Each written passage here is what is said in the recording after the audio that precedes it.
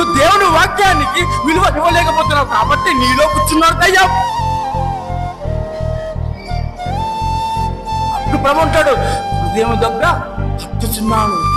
ఎందుకు తట్టుచున్నాడు? దేవుడు బయట ఉన్నాడు. ఇప్పుడు యేసు ప్రభు బయట ఉండి హృదయం దగ్గర తట్టుచున్నాడు, తలుపు తట్టుచున్నాడు. అయ్యా తెరు, అయ్యా తెరు హృదయం. లోపల కూర్చున్నాడు ఆల్రెడీ దయ్యం. నీ హృదయములోన ఆల్రెడీ దయ్యం ఉంది కాబట్టి డోర్ వేసావు. లోపల డోర్ వేసావు కాబట్టి ప్రభువు బయట ఉన్నయ్యా, నీ హృదయం తెరవయ్య, నేను వస్తానయ్యా నీలోనికి.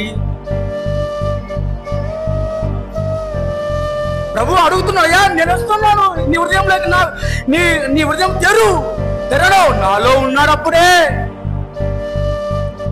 దేవుని ఆలయమైన నేను, నాలో అపవాదం వచ్చింది కాబట్టి నేను డోరు తెరవను.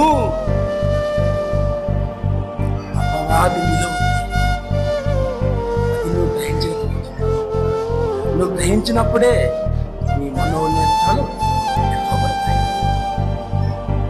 అపవాది నీ మనోనేత్రాలు గుడ్డితనం కలుగ చేసింది కానీ నువ్వు గ్రహించలేకపోతున్నావు. అంటే